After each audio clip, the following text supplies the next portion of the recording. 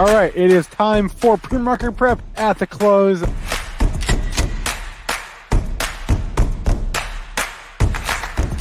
Three consecutive highs, opened, matched yesterday's low, and then once it took out there, that's all the breakout momentum traders needed. Good afternoon, everybody. Welcome to pre-market prep at the close. Spencer Israel with you here. We're going to do something a little bit different for the next hour or so, but if a different show. One second. But if a different show. Joel will not be on. Joel is entertaining guests from out of town. And my man Edwin Dorsey is also out as well. So what are we going to do for the next hour? Oh, well, I'm glad you asked. We're going to bring on my man Jesse Kaylor from Elite Trading, and we're just going to hang out, go through trades he made, setups he saw, look at movers, what's up today, what's down, take questions from our chat, and we'll just hang out with you until the close. So let's bring Jesse on now. Full warning, he is in dad mode. So Jesse, if you have to hop off at any moment, feel free to do so. How are we doing today? I'm doing well, thanks, Spencer. So I am in dad mode today, coming in unexpected, but here to help you guys have a nice close here, taking a look at a few stocks. One of the big trades this morning was Moderna, MRNA is the ticker. Been a big mover for us over the last week and a half or so after that big jump to the 500. We've been listening to Triple D Trader on pre-market prep talking about how, they're basically putting out a vaccine for the whole entire world. It's not just a small sector. There's actually a reason to get in this. Well, we saw that reason was bought up pretty fast up to that 500 mark. And when I see so many days or so many certain time points where there's just so many new highs, and it just keeps on going and going, I just look for the short. I don't look for the fear of missing the FOMO trade to get in. I'm looking for the time to reverse that trade against them. And as you can see, 500 was a really good goal for a lot of people. And it even gave you another couple attempts up here. And basically, since that dropped down to over 404 when we got below 404 and got down to the 370s, this morning, actually on a show that I do at 9 a.m., we had a guest ask us about Moderna. And my idea was, I think that if we broke down today, and we didn't hold that support level of 375, if we didn't get over that, then we were going to break down to 350. And then I believe that 350 was going to be our next following support level today. And then we'd have a shot at 380 to 388. So I have the 388 target here, and you can see the 378.45. When I said 380, I'm at 378.45, but it almost hit right here for us as well. And now we're looking for it to break out. It's the blue lines. Yeah, they're working for you too. So we're looking for that breakout through this now at 378.45. If you're looking for a trade through the close and you're saying, hey, is this thing going to get any more momentum? Is it done for the day? Well, as of right now, I wouldn't be trading anything at this moment. I'm not trading anything at this moment for a day trade just because I've already hit my goal for the day. But if you haven't hit your goal for the day and you're still watching the market and if you're coming in late, this one was breakout over 378.45, which we didn't get right here. So now you would just be looking for some support on here as well. Hey, yes, ma'am. All right. Yeah, we mentioned dad mode, so I'll take Jesse off for a second. But that's a great point that he made, and I want to when Jesse gets back, we can talk about the whole concept of like hitting your goal for the day, stepping away, or not. It's important. It's an important concept to have. I think we probably don't talk about daily goals and as much, frankly, on our shows, but they are invaluable. And I do want to get Jesse's thoughts on what his goals are, how he set his goals, and what happens on days where he gets there, what happens on days where he doesn't. So he's back now. So Jesse, I want to dive in a little more into the concept of, you said you already hit your goal for the day. Yeah. So basically when I started trading, I started out with a smaller account. I had $5,000. I was like, I'm going to start this account and start trading. That was the first account that I blew up. And that was a while back. And I went in and I said, you know what? I want to make $1,000 a week, or I want to make this much. Well, once I got away from, I had to go to what am I willing to lose on this trade, is when I became able to hit targets. So I want to go back to, at first I was only looking for how much can I win? Can I make, and it was win. It wasn't trading profit. It was how much am I winning from this trade? So now it's more of a, when I get into the trade, I'm willing to lose $1, okay, times how many shares, what's that going to equal? So if let's just say you're trading 100 shares, which is kind of a common for most people to start once they get past that fear of just even buying 1 to 10. But once you get to buying 100, every dollar is $100. It's easy for you to control. So when you find trade setups that are 50 cents to the downside, which I can show you on my screen here as I say this. So let's say you're entering a long position. You can literally go in on this platform, click here, and it can initiate that trade for you based off of how you have your profit for the top and how you. This is TradingView, right? TradingView, yeah, and it's not. They're not compatible with the most common brokers. To most of the listeners, I think, that are using like Webull or using Robinhood, things like that. They're not going to coincide with them, but you can still use these strategies for longer setups. But for an instant setup, they have their brokers that they use, but we won't go into that. But so when you go in here, if you're looking at this trade here, you see that there's a top. You have 1, 2 at the top here. So this is what I look for. I don't care about these above. I don't care about any of this action above here. I only care about where it mattered, where it broke down and then broke down again. This is the one that I'm going to call, that we call resistance line for a right now. And so if I want to enter this trade, I'm looking at a target to an upside of what? You're looking at it there. It's $1.85 with this stop, or with this profit taking. And then with this stop, you're at 89 cents. So I'm only risking 89 cents with a profit to basically double that. That's usually how I like to do, is a 2 to 1 or a 3 to 1 loss. If I figure out a setup from 2 to 1 or a 3 to 1, then that's where I want to jump in. And I'm okay and comfortable with walking away from the computer, understanding, especially if you're not trading, big lots. If you're doing 10,000, 20,000, 100,000, some type of crazy amounts of shares, you're going to want to be careful with just walking away from the computer. But these are for, if you're buying 100 shares or 1,000 shares and you're trying to get in and out, then this is the best way that I've found to protect myself and give me a visual, is using the ODO, the on-demand brackets. And you can set these up in most brokers, and they call them something different, or the way you set them up are different. But on this one, you just go straight to the long position tab, and you can do the same thing with the reverse. So let's say that I want to immediately get out of that trade and I want to go to a short position and I want to short them, then you can actually have the short on as well, just with a click of a button, and then to be clear, all you're doing right now is you're basically placing your orders, but you're not in like a order ticket form. You're like you're placing the order on the chart. Yes, on the chart. And as soon as you actually place it, you can have it to where it'll initiate for you or ask you for like a confirmation. Yeah. But my biggest thing is reason that, like we were going through, is like, why do you have a goal? Why do you have a profit for the day? Is because I have to pay bills. Right. I use this as an income. It's not a game or fun for me. It's fun. I love it. Actually is fun, but that's why I chose to do it as a career. But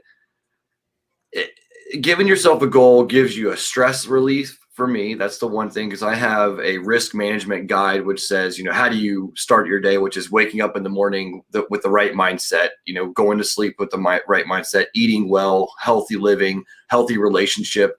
Because if you're waking up grumpy, you're mad at your wife, you're mad at your dad, you're mad at your brother, whoever you're mad at, your boss, because they're not letting you look at your phone or whatever it is, then you're not going to trade smoothly. You're not going to have that, okay, I'm ready to get in, I'm ready to get out, and make my money. Well, when I wake up the right way and I have my risk management set up the right way, and I go, you know what, today I'm up $8,000 for the month, then today I'm going to make it pull back a little bit. I'm going to be a little tighter on my stop losses, because I know I need a red day. I need to get hit again.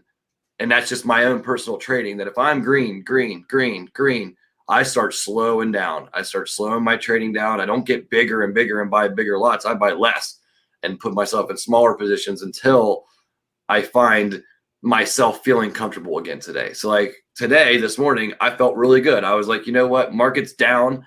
Unfortunately for me, that's a good thing because when the market's down, I see opportunity.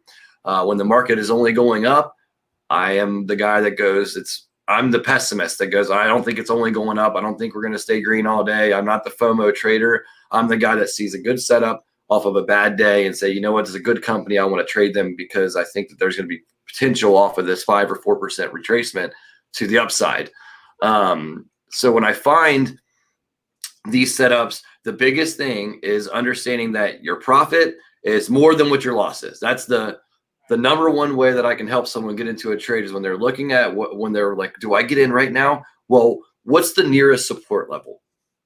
That's the first thing I look for. What's the nearest support level? Because if we have a support level, then we have an out. What do you mean by that, Jesse? Why do we have an out? How does this right here, what does that blue line tell me? Well, it tells me that people bought this thing from this level down here all the way up here before it actually had to think about it. And this is where I call the think line. Your support line is a think line. There's buyers and sellers that are playing tug of war, and you have an area that if it doesn't hold, it could break to fill this gap, which is where you see no trading or no price action between this and that previous move from the on the left side here. Got it. That all makes a lot of sense, Jesse. So today, for example, you said you were feeling good. You said you hit your target, and so then now you're done. Yeah, right. I'm done for the day. I hit my target, and I said, at the end of the day, I might jump in at this hour and typically look in and see what's going on, and kind of if I see a crazy news headline and Nike drops 10% in the last 10 minutes, then I might take another dip in here. But I'm looking at Nike, and I'm looking at Dick's Sporting Goods off of an NFL play with the sports reopening is what I'm calling it, because with kids going out there for hockey gear coming up in winter, they're loading up now. Remember, these sports aren't cheap. When I was playing, it was $60 for all my pads and everything, helmet, mouth guard. Now it's $1,000 or more. And so right now you got pads coming in, you've got cleats, you've got gloves, you've got everything that these kids need, all this equipment. So, and I know that I believe that that Dick's Sporting Goods is reporting on the 25th of this month. If I have that right, maybe you could pull that up in the pro spin. Yeah. But that's what I was looking for, is maybe the run up before the before the earnings. And give me 1 second. Yeah, sure. Guys, oh man, I love this. This is great. So wait, just to answer the question here. When I don't actually know when Dick's reports. Let's find out. The 25th. What day is that's coming up? The 25th. What is that? That's Wednesday. Wednesday before the open. Is DKS. Okay, so we'll wait till Jesse gets back, and then we'll go back to that train of thought. I do want to get to the chat. Don't worry, guys. Drop your tickers in there. We will get to that. There's a few things I want to cover in the course of this hour. I want to talk about Tesla. We got a couple of 13Fs today, but none of them really interest me. I want to talk about NEO. Did you guys see that today? I want to talk about what else was on my list here. Actually, it was a pretty short list. I'll be honest with you guys. On the earnings front, we got Dolphin after the close tonight, DLPN. You got Roblox tonight. How was Roblox doing? You got Tencent Music tonight, TME. So you got some interesting names. Okay, Jesse's back. There we go. Yeah, sorry about that. Was DKS earnings on the 25th? Or is it? Okay. Yes. So there's your catalyst. And the fact that here sometimes it's just plain and simple. It's Dick's Sporting Goods. I mean, every single one of us in every state that I know of, or every person I know, that's where you go to get your stuff when it comes to outdoor camping, sports, kayaks, fishing. I mean, that's where you go. Sports gear is kind of, when I was a kid, sports gear wasn't as cool as it is now, but like Nike and like Under Armour and Adidas. That is like the hot stuff. When I was a kid, it was like Gucci and all the other, like, all the other brands that were coming out back then. So right now I'm just really bullish on Dick's Sporting Goods. I think that they're going to knock away the earnings. I think they're going to have good guidance going forward as well, due to the fact that look how well they did during the pandemic. And I mean, in my mind, we're not going to get back to those levels of being stuck at home. In my opinion, I think that we're just going to keep on reopening slowly. It might take a little an extra year longer than everyone wanted to really feel like, hey, we're back to normal. But I think this is going to be a play for the long term, for future, even if it's just an investment. Now, I don't usually talk my investments. I typically only talk my trades, like things that I'm going to be doing that day, just because I don't want anyone dropping a bunch of money into an investment thing and thinking about like, this is what he's doing, I want to do that. It's more of, hey, here's what I see moving right now. So let's see what's going on in the trading world right now at the close. And I know AMC was moving. I think that they might be doing well off of the news for the Guy is the name of the movie with Ryan Reynolds. I know that's like killing it in the box office right now. Yeah, Free Guy, whatever that's called. Free Guy. I will go see that movie. I don't know if I'll see it in the theaters or if I see it at home, but I will see that movie eventually somewhere. Okay. But I think they're going to keep on continuing to get little pops on little news.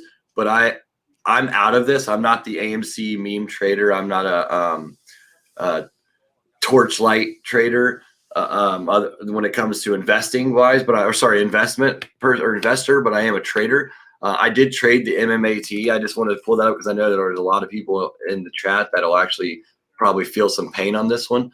But also maybe want to see if there's going to be some life. And what I do is I go straight to the technicals. And when I see on this one, I was looking at it through the weekend, is you have a line in the sand that it's either going to hold here or it's going to break. And if you look to your left, right here, it looks like we're in a very similar position right there.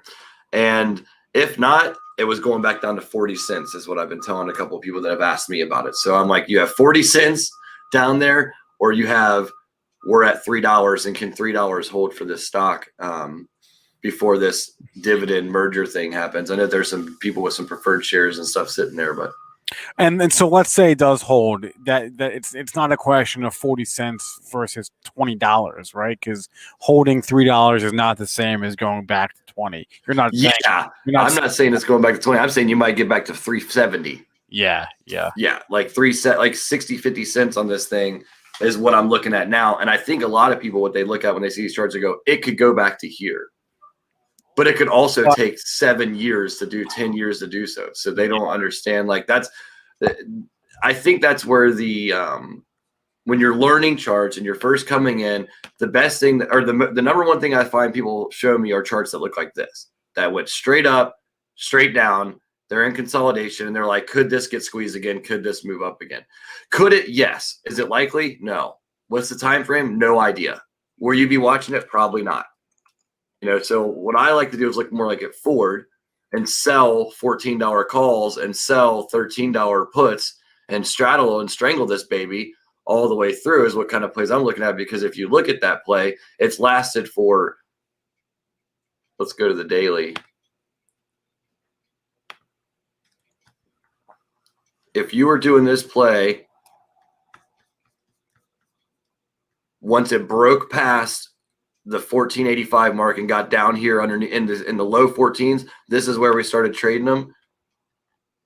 Let's say you were going long. Well, there's two plays that our group did. Some of us did one thing, some of us did the other. Some of them bought shares in this area, right? Kept buying 100 shares at a time and selling calls at $14 at covered calls, looking for $1 pop. They wanted to get in the low 13s, try to sell it. If they get covered at 14, they're making 60, 70 cents for every 100 shares that they bought, or they're going to collect that premium over this time. Well, none of them had to cover. No one covered or had to cover their covered sell. They've just been collecting that premium this whole time. And then there's others that went with the $13 put and the $14 call, and they've been completely fine as well. And they'll play this weekly, every week, until it goes away. I do the same thing. I like to do it on a little more expensive stocks, but 10 to 20 bucks for me on per contract isn't enough to make me get excited. But if you sell 10 of them, yeah, you're making $100 or $300 a week off of these strategies. And if you're not used to these option strategies, if you're new to options trading, just full disclaimer here, be careful. Don't just jump in and buy an option and sell calls, sell puts and thinking you know what you're doing, because you could be in a world of hurt really fast. Yeah. But when you get to a point where you can do this, or if you start, I used to do it on paper. I would find a call at 260 and I'd say, okay, I like this strike price on this stock. It's $260 a contract. If I bought it right now, and I'd write it down and I'd have it on a little square sheet of paper, and then I would go every single day and I'd follow at the close, where did that option trade at? 90% of them for the first 3 months expired worthless. But 65% of them had a time you could have taken profit though. So yes, I love when people say, well, 90% of call options expire worthless, but really, does that mean that they were worthless 90% or 100% of the time the whole time? No. There's different areas where you can buy one. So let's say you're buying an option on Ford on this red candle down right here. So if you're looking at this red candle right here, and if you look at it right here at 1386 and at 1330, if you're looking at a $13 option that closes at the end of the week, it probably traded between $65 and $30, and then it's probably trading at like 40 or 45. So where I'm talking on like where would I buy an option, or why would I buy one for a scalp play if I'm trying to get in and out and looking for an option that I can make some profit and not actually have to hold it through expiration? These are the kind of things I look for. A spike down. I see that the option was trading all day up here for 50, 60, somewhere around there. Well, if it pops down to 30, then I know I'll take a $5 stop loss. If it goes from 30 to 25, I'm out. But if it goes from 30 to 35 to 40 to 45, I'm selling. I just made 15 to 40% on that option in a few minutes, depending on what time frame you're looking at. That was a daily.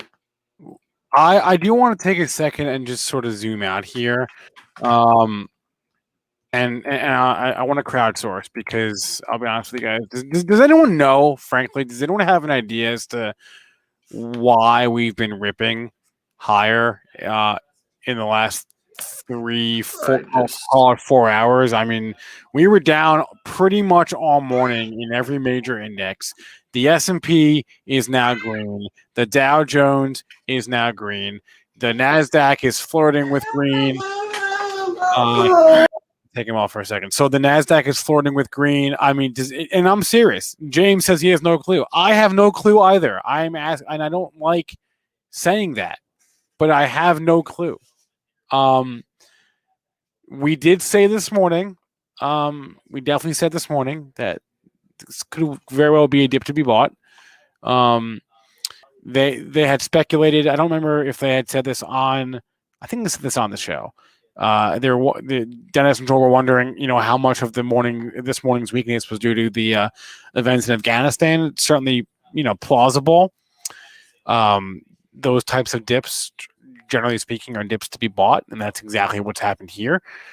But again, I don't really know why we've been ripping higher the last 4 hours. Machines could just be machines. Yeah, could just be machines. It doesn't have to be a reason. I'm just wondering if there was, because we've been straight up. Like, how many red 15-minute candles? Three red 15-minute candles in the last 4 hours, right? I mean, pretty straight up, right? So Jesse, let's look over our market here for a second. Yeah. Do you have thoughts on? I've got the SPY up there. Do you have thoughts on any of the major indexes? How much time do you spend looking at those throughout the day? I always have SPY up if I'm trading pretty much at all points. I have it somewhere on my screen typically that I can see how my stock that I'm trading is reacting to the S&P. That's kind of how I it gives me a good feeling if the SPY's dropping a little bit and then my stock's dropping a little bit, that I can see that it has a relationship there. Same with if it's rising and rising with it. But looking at what you just said, you're like, how and why would this happen? Sometimes to me, when I don't know where the why is or where the how is, it's strictly like what you just said. It's the algos, it's the bots, it's the buy the dippers come through every time. And and I don't know how some guys that have been trading 50 years might say that conspiracy wise, but in my mind is what if there's just so many traders out there trying to call this top? They're trying to short the S&P so badly that the market makers step up and they don't allow it to happen. I mean, I know that's where, there's some traders in your guys on your team that I'd like to pick their brains and that have been around Wall Street a little longer than I have. But at the same time, that's the kind of stuff that goes through my head. I'm like, who's controlling that right now? If the market's falling, they see $100,000 pumping in, millions of dollars pumping in, shorting this thing, and they're like, well, we can't let it drop yet, It certainly gets the imagination going a little bit. I can understand why you would look at this chart and think, okay, who flipped the switch at 11 o'clock? Because it looks that way. Of course, we can never know, but it certainly gets the imagination going when you. If I can create a bot, and I could barely open an email 10 years ago, but I can write and code a little bit, So if I can do it, then there's billions of dollars that can do it. I'm telling you, they're doing things that are out of our control. But to what I say is just trade it. Just be okay with it. When you see that, that was a clear level on your chart there. I mean, you saw. I mean, it literally hit and then bounced like it was nobody's business. And talking options right there. If you're watching right here at the open, the 445 option was $300 probably, and it dropped down to what, 443. So you're dropping it's probably worth $80 at one point, and then boom, you can just get in so fast and get out of those things. But those are all that's like the stuff I do without telling anybody. I don't want no one to get in trouble trading options like with SPY. And you can buy a $300 option and it can be worth $50 in about 12 minutes when you're playing with SPY. So that's true. That's true. The overall market's ripping. You've got a clear level that it just broke through at the 445.90. So 450 is your next. Is your Friday target, I guess. Your midweek target, and then hover around there for a little bit. I mean, it just seems like 500 has been the talk of the town for a long time. They're saying 450 is too obvious. 500 is here we come, and why not? I remember when we were saying 400 is here we come, 400, and SPY's rip into 400, and then we're like, oh, it's got to take a break. Well, it didn't take a break. I mean, a few people in the chat are saying, this is Apple's fault. Well, what came first, the chicken or the egg? What came first, the Apple today, or SPY? Or if you're gonna look at Apple, why not look at Amazon? Why not look at Microsoft? Right? They all kind of look the same. So you tell me what came first. I have no idea. Regarding even Facebook ripped back too. Right? Yeah, Facebook is up 1% today, basically. So it's just a case of everything turned. This is a case of you should have bought all the big tech, and and every time they dip, I'm actually kind of been bearish big tech. I've been not willing to put my eggs all in that basket, and it seems to be working still. And will it ever stop working? I don't know. Will there be another Facebook or another Apple or another Google or another Amazon? Yes, but in what? Not maybe in that sector, and you might be looking at other areas. But in my mind, do I look at the take away the stocks part of it? But do I see another company right now being able to start up and take on these big companies, and without anything happening to them? Something would have to happen for these big tech companies to ever take a fall, because they're just too big. They own too many people. They own too much stuff. They have too many things. There's no way for you to build anything without them doing it better, is what I kind of feel. And what's interesting is you can actually make the case that the FANG group has lost a member. You can make the case that that Netflix doesn't really belong anymore in that right? Never has, in my opinion. For example, like look at Netflix today. Yeah. It's the only one. It's the outlier, right? You mean Blockbuster? I mean, sorry, Netflix. Yeah, right. It's the of the big tech, stocks. Netflix is an outlier today in terms of just look at the chart in your day, right? Facebook, Apple, Amazon, Microsoft all look identical today. Yeah. Netflix, not so much. Well, in my mind, my wife already asked me if we want to get rid of it because she wants to do the because I like sports. She goes, let's just do the Hulu sports package with Disney because we already have the Disney. So I'm like, does that start coming in? Does Disney and Hulu take over the Netflix? I mean, is it going to be? I mean, Disney's another one. I mean, I've been looking at wanting to buy the dip on Disney, but it seems as if it's not the hasn't been the best idea. So I'm glad I haven't done it since they were all the way up there. I know you're super long Disney, if I'm not mistaken. Yeah, it's my largest individual stock that I own.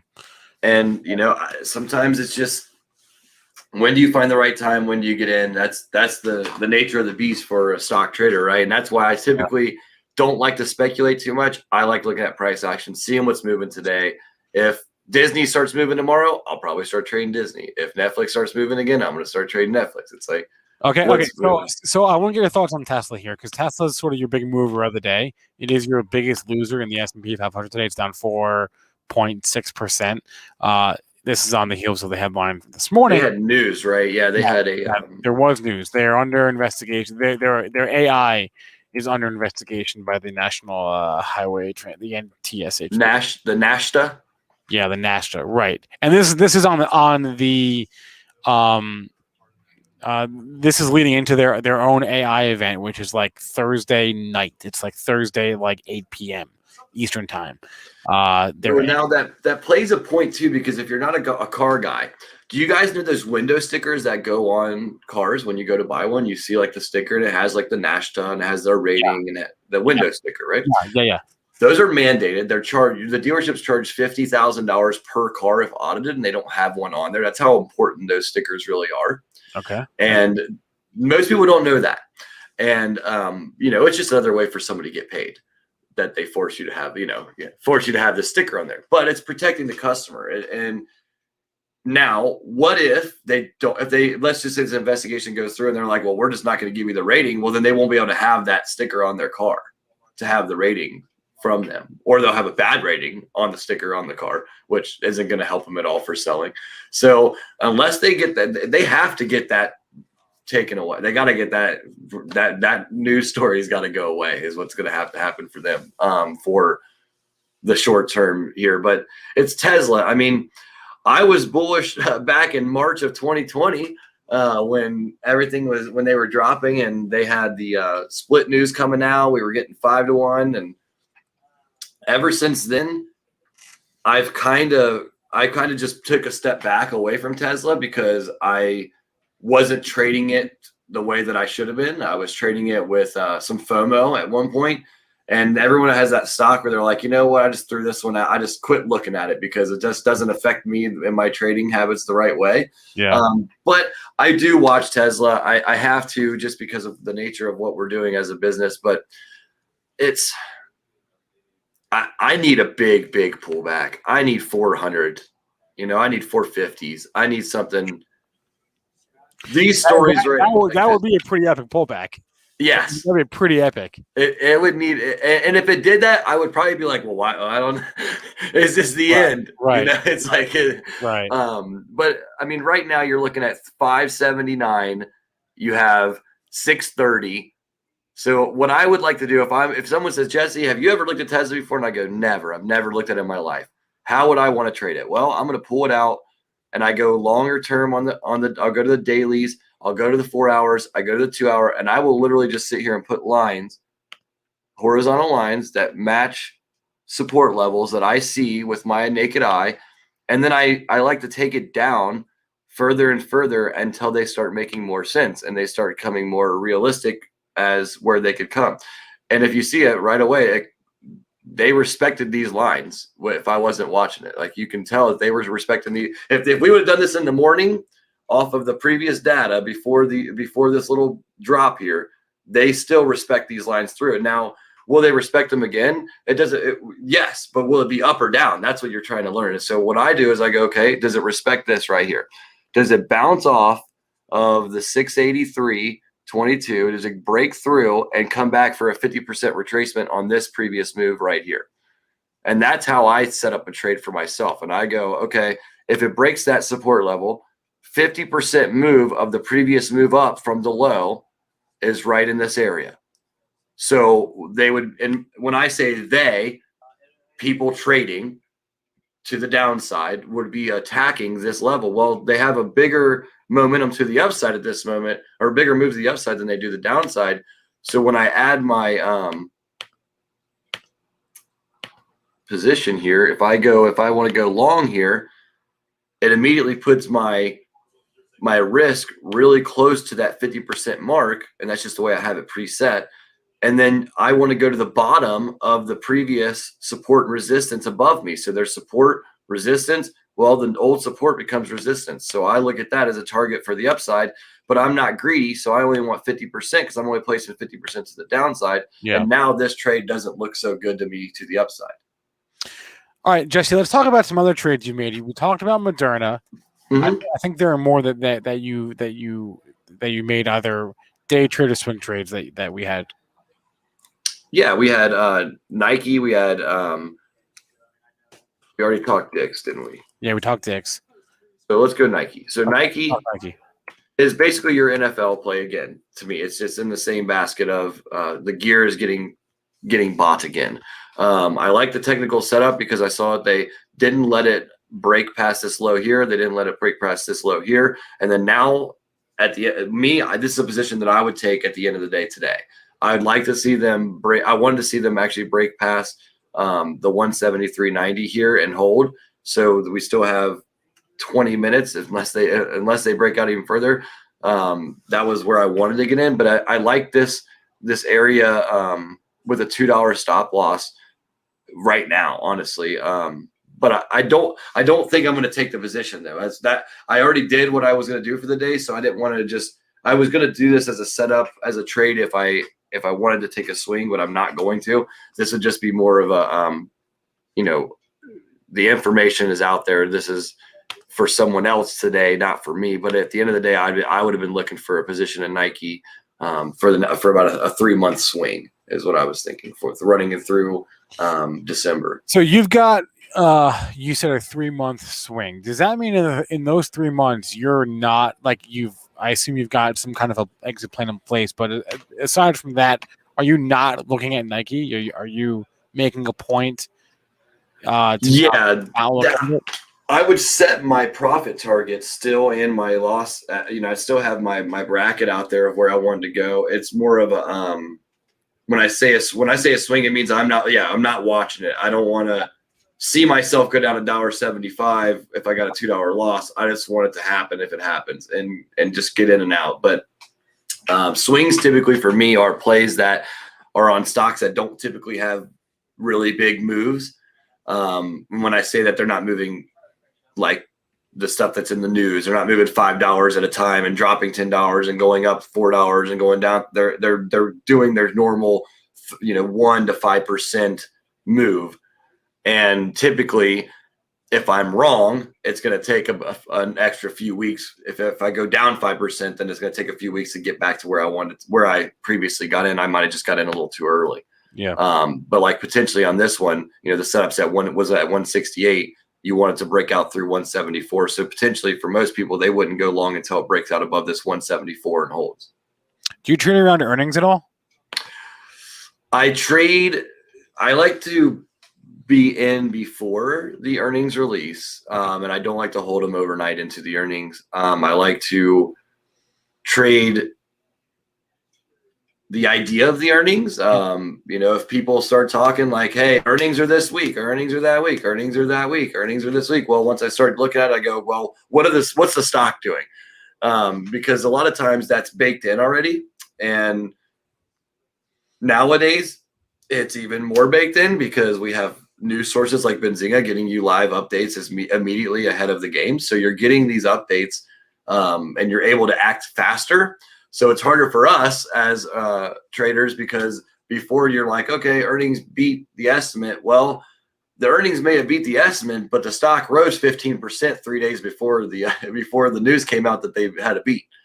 So that it's already baked in, and it's kind of it's been the same thing over and over. And I also have noticed a trend of it seems like good companies, good earnings equal bad red day on the earnings. Yeah, the numbers don't matter. I'll never put on like a serious trade around earnings, and one of the reasons is I found over the years that I'm able to convince myself of anything. I can convince myself it'll be a great quarter 1 minute, and then it'll be a terrible quarter the next minute, based solely on like how I feel in that moment, right? And that is no way to put money on the table. So for that reason, I tend to avoid this, and yeah, because you can convince yourself of anything, and it's based on nothing, based on just feelings, and feelings are meaningless. and yeah, as they say in the Shark Tank, he says, and with that, I'm out. Right, and for that reason, I'm out. It's like, feelings are meaningless, and I can feel one thing, and it's based off just my own intuition, which is worth nothing. So anyway, yeah. So another tool that I just like right now, if people are saying like, well, where do you find trade ideas, or where do you find like stocks to look up? I have 3 things. I look up a lot of stocks. Okay. A lot, and different accounts. So sometimes when I literally have nothing in the, I'm like, I just don't feel it. I don't have nothing. I go back and I hit that search tab and I scroll to the very, very bottom of my list. And I go, okay, what was I looking at months ago that I haven't clicked on in a while? That's good. And it seems to help me big time because you forget about these stocks. You're like, you know what? I was watching Overstock. I was watching these things. Well, I haven't clicked on it in 3 months. What's it doing now? And then you'll go back and you're like, oh, that's why I was trading this stock. This is why I was looking at it. And then you just forget about things, especially with the media putting all these new tickers in your head. You're like, that's really good. That's really good. Yeah. So I'd like to do that. And then I go into any broker or software or anything like that's out there that offers Benzinga to pull up my scanners, pull up what's going on. Some of them work different than others. They're pulling different data.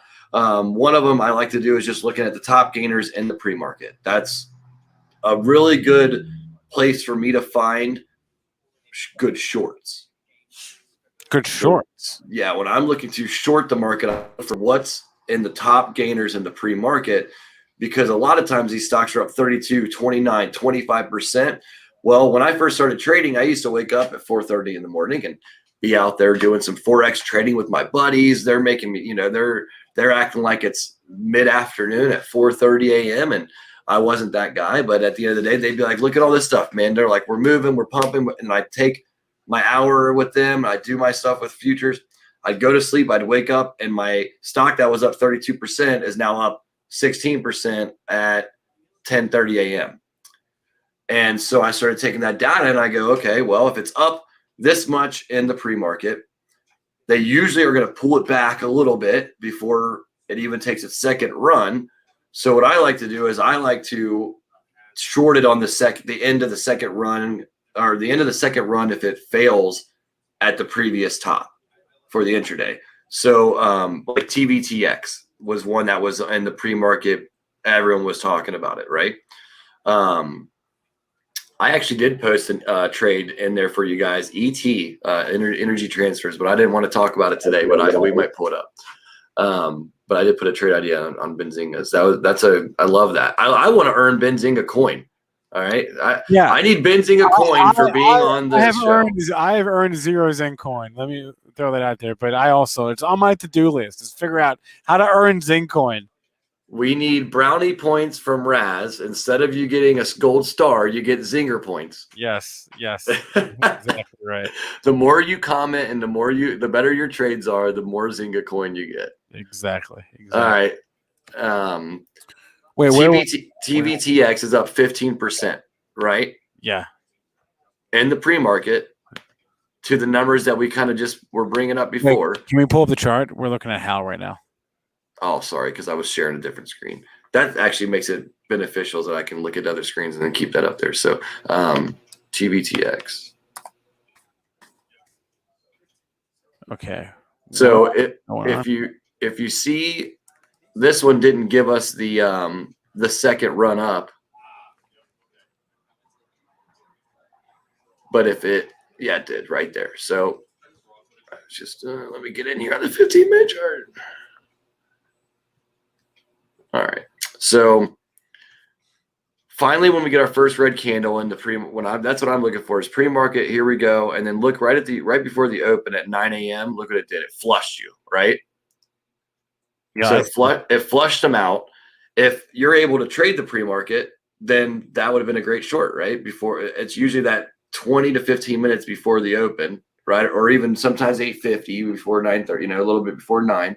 It seems like anything that I watch that's in the pre-market that's just overly done, there's this nice little sell-off right here in the early hours.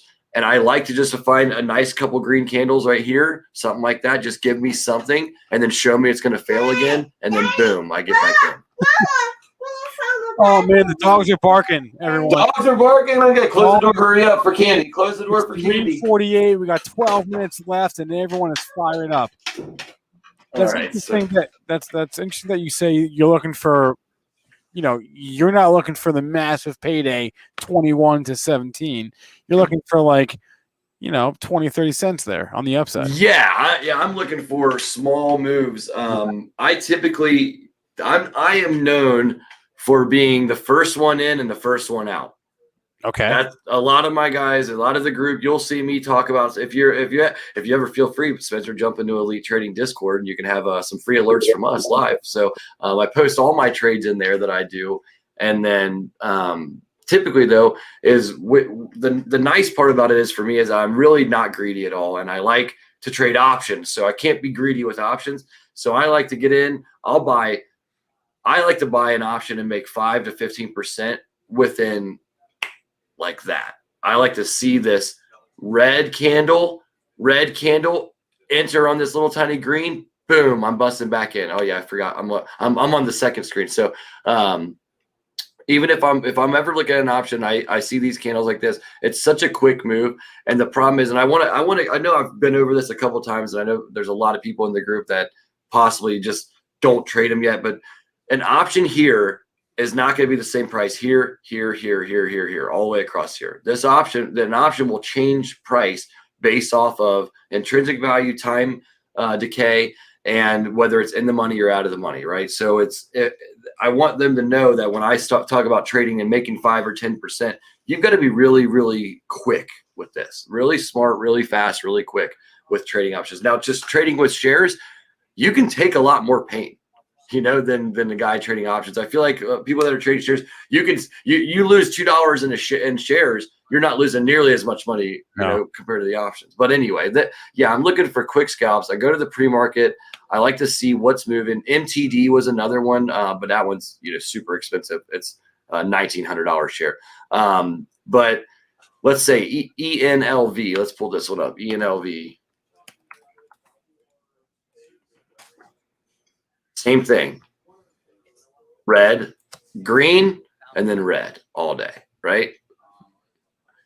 If you took 3 of the tickers out of the pre-market gainers, TVTX, and you shorted them at the open on after the first green candle after the red, you're making money on all of them. Another one. The key there is after the first green candle, right? Yeah, I want to see it. I want to see him try to bring it back and then go, not today. And then that not today moment goes, okay, it's not today. Because you'll know when it's today. Because when it's today, it'll go from 17 to 16 to 15 to 23. Yeah. And you're like, okay, it wasn't today. This one's got more to it. It's got more run. That's what Moderna did to everybody. Oh, we got to short it here. No. Well, we got to short it here. $20 later, you're not shorting it anymore. I waited 4 days to short Moderna. And you actually were able to pull that off? Yeah, I made 40% on option on puts shorting it. Wow. Yeah. And the reason why I'm good at Moderna shorts on puts because I've watched the contracts for 2 years straight. Okay. And I know that, I don't know, but I've seen it happen a lot where when Moderna's moving $20, $15, $10 ranges, you'll go 1,800 to 1,000 on one candle on a contract, and it'll be at a support level. So it goes from 1,800 per contract, breaks down to a support level. It's worth 1,000. I'll go in right there and then immediately put to sell it for $200 profit. It'll sell before I can even do anything. It's because it's going like this: 18, 16, 14, 13, 12, 11, 10, 11, 12. Well, once I see it go to that whole number of that, my big number is anything that's up in the upper thirds of, 1650, 1750, 1850, and then it drops down really fast to 1,000. I'm hammering that thing, because it takes time to justify the pricing. So I take advantage of that, and I take advantage of that. That they're not able to adjust. The market makers can't adjust to the price movement, so they can't say, okay, here's where I'm really willing to sell this, because it's confusing for them too. The stock just dropped $15. They weren't ready for it, or they were, and they're just now switching over their position to a different way. But I mean, the way that I like to look at it is strictly seeing that quick bounce down and then taking advantage of that drastic drop in that option price, and then I will literally not even 1 minute goes by, I will just place $200 profit on that and I mean, not every time, but a lot of times it pops and fills instantly, like bam, like nothing. But I also have a stop loss ready. If it goes to 900, I'm out. If I lose 100, I'm out as quick as I can as well. Yeah. Real quick though, I just want to take a moment and put this on everyone's radar. Earnings for tonight: Dolphin Entertainment, Roblox, 10 Cent Music, Clean Spark are sort of your big four. Home Depot, Walmart tomorrow morning. So have those on your radar. We are in, I kind of call it the last big week of earnings season. There are going to be more next week, the week after, but this is kind of the last big push. So isn't Dolphin like an NFT play? Yes, it is. NFT play. Dolphin with HOFV. They're working together on NFTs. So HOFV was another one. Oh, I really wanted to get into them, and I didn't, which I'm kind of glad. But now that I see them, I haven't heard of that name since I think they were maybe on the show. Yeah, it was a few months ago. It's been a few months. Ooh, this one's looking a little. See, the difference between this chart and earlier when I say that people show me charts that look like these. This one didn't go here and then go straight down to this point. It actually had a bump or a pop here. It had another one. It had another one. It's trying. And it broke past this one here. So this one, to me, now if I go this way and look here, this is what scares me. I go, I want to see this, like this pattern right here looks good. And then I want to see this come up and break past $3 again, take out even $3.35. And then if it does this, I would actually be, so that's where I'd want it to go. So here's your position right now, live, set it up. We'll see if it works. Boom. My risk management's super tight. Ooh. And we take it to. Okay, so walk us through this again. So we just put in a buy order, or not yet, but we're setting up a trade. Setting up a trade at 278, and your stop loss is at 268. 10-cent stop loss. Okay. So what I like to do, yes, ma'am. Huh? My sister found some pretzels. Okay, will you bring me a pretzel? Yeah. All right, cool. $5. I get one too? Okay. Yeah, they're the little twisty butter ones too. They're the good kind. That's really good. Yeah. I like to see if I see it go down. If I have a stop loss where I like, okay, this is 10 cents. It's at that level. I want to go about 3 or 4 to 5 cents below that. Okay. Because if it does do it back and try to hit there, I want to give myself. I don't want to be like everybody else. If that makes sense. Sure. If there's a level there, I don't want to be like everyone else waiting for that. So Hall of Fame stop loss. God, it's so tight on the screen when I have it like that. Let me pull it. Get you out of here. I'm used to it initiating and then just I don't have to look at it. But yeah. All right. So I'll just do it this way. Blue line is my stop. I would be entering because I'm seeing it. Now I'm not entering though until it breaks past this red line right here. If it doesn't break past there, then it should come back and hit this Wait, And that, the top of that red candle right there. yeah. So You see how it failed 50%? yeah. That right there is a sign to me the next candle is going to be green or red. So this very next candle on the 3 hour would be red. So Yeah, but okay, but looking ahead though, so looking, go ahead. it just failed. It just failed. So what you're saying, Will? What time frame is this? I'm going back to the 3 hour again. Okay, yeah, that's better. So what you're saying is the most recent what was 3 hour failed 50%. I guess that was the morning candle there. So you're saying you think the next candle will be a red candle. That being For 3 said, hours. right, 3 hours. That being said, you're going to throw out an order at 270. Correct. So if it goes down to 270, and then we can take the 270 and use it as a, let's say you're using only a quick 10-cent stop loss because you don't want to go any. If it goes any lower than this, who knows where it's going to go? Could go to $2, 250. That's how I don't even care at this point because this is all that's relative to me. Is that this is what I want to trade now? Where would I be going for the upside? Is once it breaks through.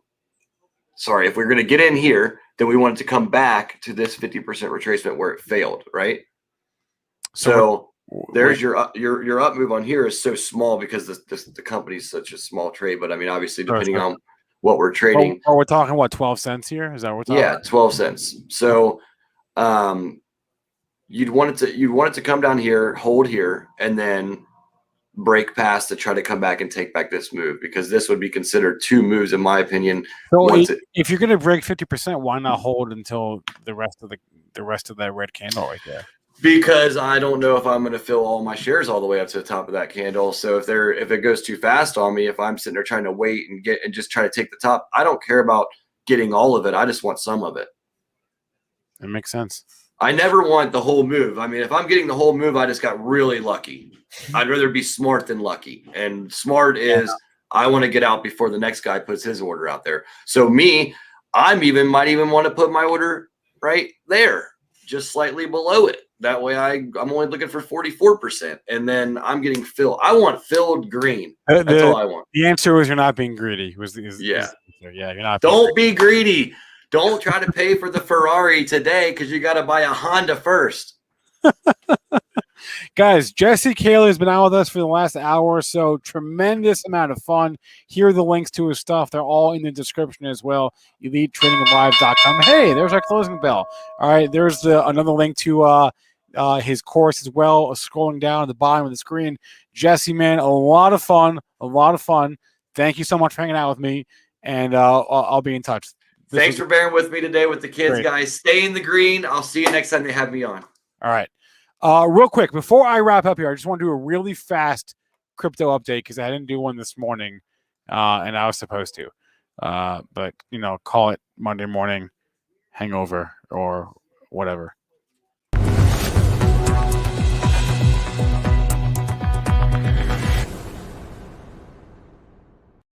Did you guys see Dogecoin today? Holy cow. Dogecoin was ripping. Obviously, we're mixed across the board. Bitcoin, Ethereum, Litecoin, Cardano all down. Dogecoin is not anymore, but was your leader of the day. Can I pull up actually?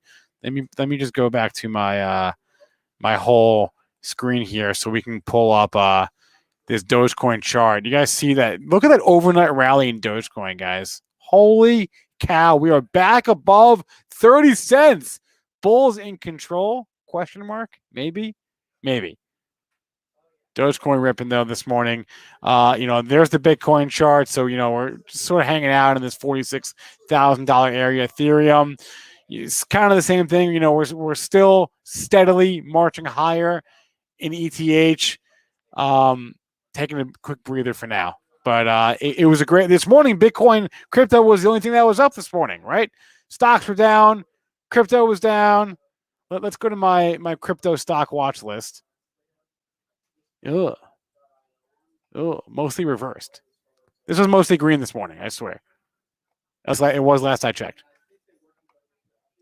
Not what you want to see. Anyway, as a reminder, the Benzinga crypto update is brought to you by Voyager. Get $50 in free Bitcoin when you use the code ZING. On Voyager, deposit at least $100 and make your first trade with over 60 assets to choose from. An annual yield earnings of up to 12%. Voyager is your launchpad into the world of crypto. Link is in the description. All right, it is 4 o'clock. Money Mitch is going live, which means it's my turn to wrap it up here. We are at new all-time highs. Stop me if you've heard of that before. All-time highs in SPY, all-time highs in... Did we get to the Qs? Not quite. Not quite. All-time highs in the Dow, and the Russell is still the laggard of the bunch. Surprise, surprise, surprise. Biggest leader of the day as far as sectors was consumer. No, I'm sorry. It was healthcare. It was healthcare. XLV up 1.15% today. Biggest loser was energy. Probably have to do with the Middle East drama there. Okay, that's a wrap for me, guys. Smash that like button. Please remember, all the information from our show is meant to be used as informational purposes, not for investing or trading advice. Thanks to all of you for hanging out. Thanks to Jesse Kaylor. Money Mitch going live right now.